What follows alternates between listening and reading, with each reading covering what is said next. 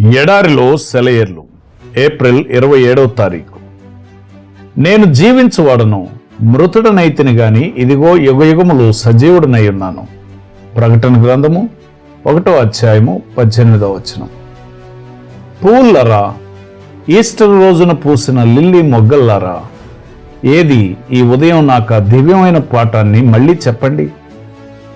ఎన్నో కృంగి ఉన్న హృదయాలకు మీరు అందించిన ఆ శాశ్వత జీవపు కథను నాకు వినిపించండి. జ్ఞానం నిండిన ఓ పరిశుద్ధ గ్రంథమా, ఏది మరోసారి నీ పుటలు తిరగయ్యనియ్యి.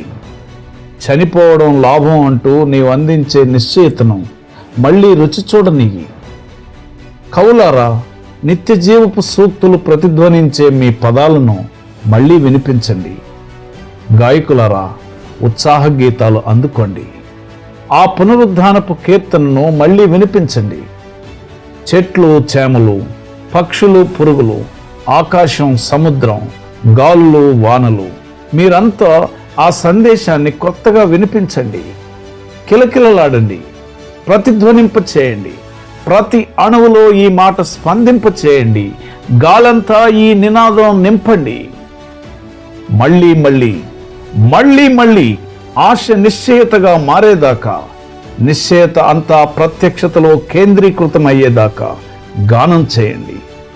పౌలులాగా మనమంతా చావుకెదురైనప్పుడు జయగీతాలతో, విశ్వాసపు స్థిరత్వంతో, పవిత్రతతో, పొంగి పొరలే వదనంతో అతిశయించేంత వరకు పాడండి.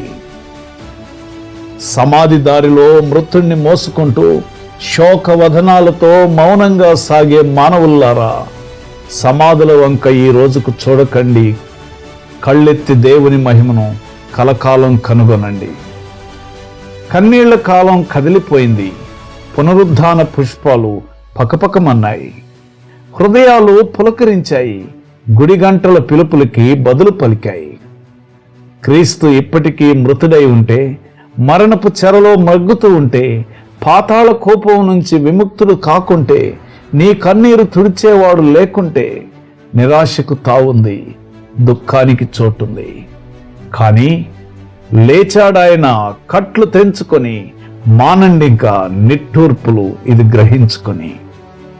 ఒక పాస్టర్ గారు తన గదిలో కూర్చొని తాను ఈస్టర్ రోజున ఇవ్వవలసిన ప్రసంగాన్ని రాసుకుంటున్నాడు. హఠాత్తుగా ఒక ఆలోచన ఆయన మనస్సుని మెరుపులో తాకింది.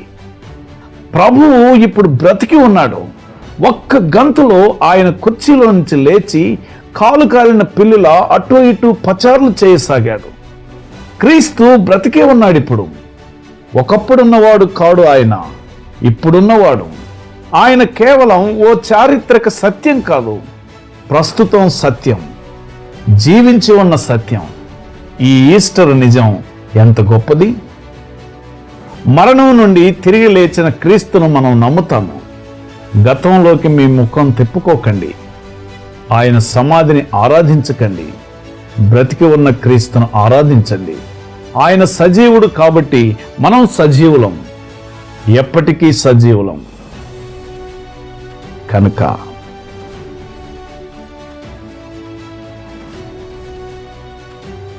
నేను జీవించువాడను, మృతుడనైతిని గాని ఇదిగో యుగయుగములు సజీవుడనై ఉన్నాను అని చెప్పిన సజీవుడైన, పునరుద్ధానుడైన, శక్తివంతుడైన, ప్రస్తుతము జీవించి ఉన్న ఈ సత్యక్రీస్తును నీ హృదయం అంతటితో వెంబడించే కృప పరిశుద్ధాత్మ దేవుడు నీకు అనుగ్రహించునుగాక. ఆమెన్.